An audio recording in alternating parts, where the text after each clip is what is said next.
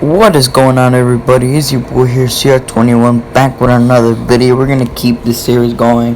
Guys, if you have not checked out the other videos I did about how they ruined Samoa Joe and EC3, make sure to go check those out. And yeah, and thank everybody for showing love to other videos again.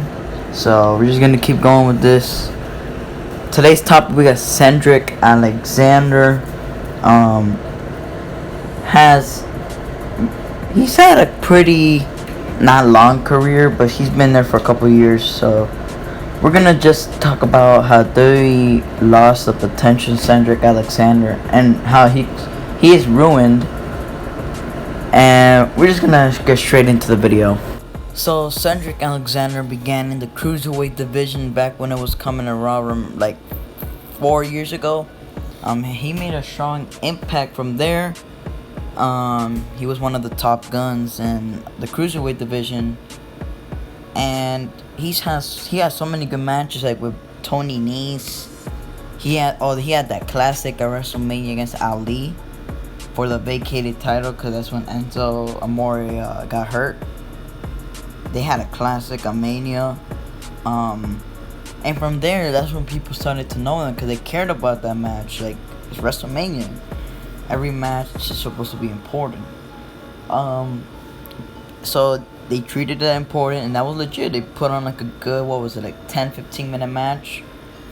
And Cedric Alexander won. So when he won, he made a strong impact right away. He was a dominating champion for like almost like a year. I remember he held the title for like 7 months, 8 months, until losing it to a banging match again. I feel like every paper he had a good match, but he lost it in Australia. Remember, they had the Super Show in Australia. He lost it to Buddy Murphy, the hometown hero, and then him and Murphy fought for like 3 pay-per-views in a row. They all had classics. And from there on, it was like, it's time for Cedric Alexander to move on to the main roster. But he kept going and going on the Cruiserweight division.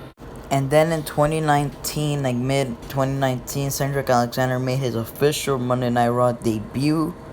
And at that moment on, he was putting up good matches too. And he was in this big matchup. I remember he was dressed as this worker in the backstage. He was Garrett something. And he was wearing a lucha mask. And then he went with Roman to beat Drew and Shane. And that's when he was like, okay, this is a big opportunity for him. He put on a good match. I mean, he beat Shane and Drew. That's a big deal. And he was on the main event of Raw. So that's a big deal for him. So we're like, okay, let's see where this character and match takes him. So after a couple of months, like building his character up and everything, he was put up in a big spotlight. It was the Monday Night Raw in Madison Square Garden after 10 years, and he was put in the main event, and he made a strong impact, and he pinned AJ Styles. What? That's a big deal for Cedric Alexander. You pinned the champion.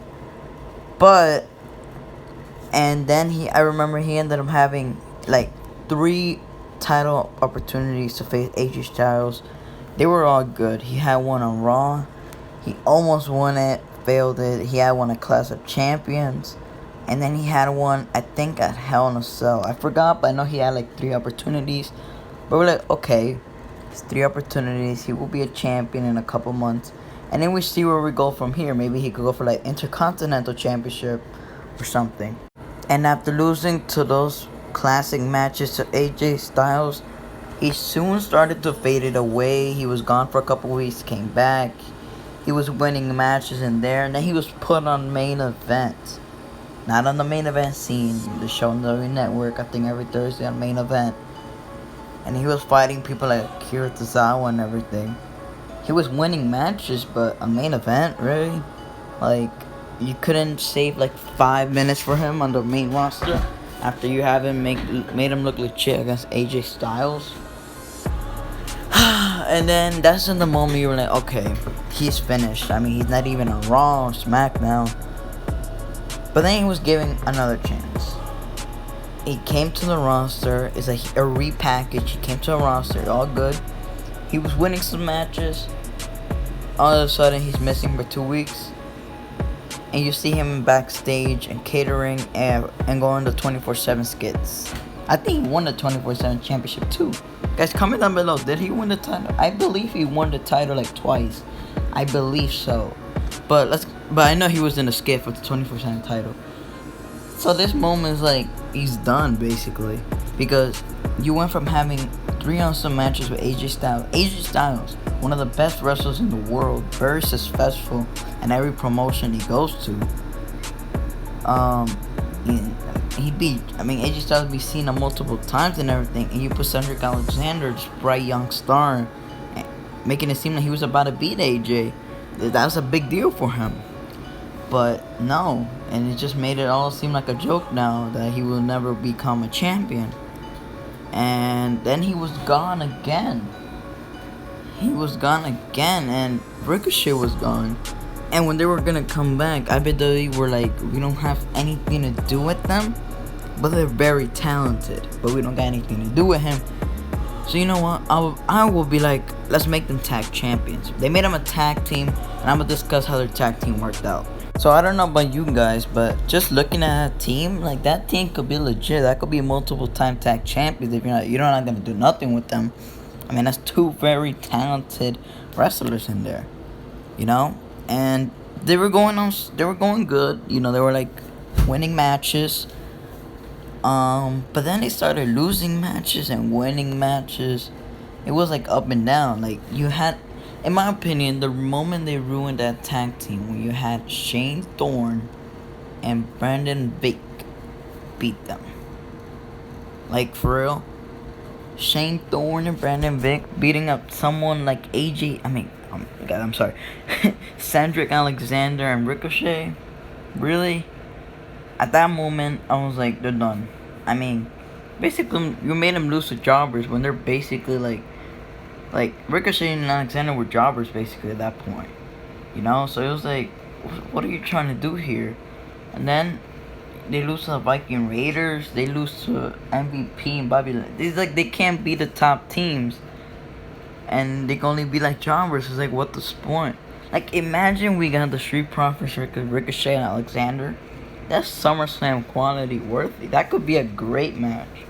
Hopefully they do something like that, because if they're not, it's sad how they mistreated, including Ricochet, which has going to be a video coming out soon about Ricochet. But right now, Cedric Alexander, my opinion, is ruined at the moment. You know, he still has time in his career, but at the moment, I mean, he had like 4 U.S. championships opportunities. I mean, in my opinion, he's just ruined. I mean, the only way to fix him is he became tag team champion within 2 months. It's the only way you could fix back Ricochet and Alexander, in my opinion. But that's gonna be it for the video, guys. I got a Q&A coming up. Make sure to drop some questions down. I'm only taking 5 questions each, so I don't want you guys asking me more than 5 questions. I think 5 is the max. So anywhere with that, and try you guys like any questions, the wrestling related, AW, or just from personal life or something, you know. And yeah, make sure to like, subscribe. Thank you guys for watching this video. Again, this is probably gonna be the shortest video of this series, because Alexander hasn't really had that big of a career yet. But peace out, guys. I'm out.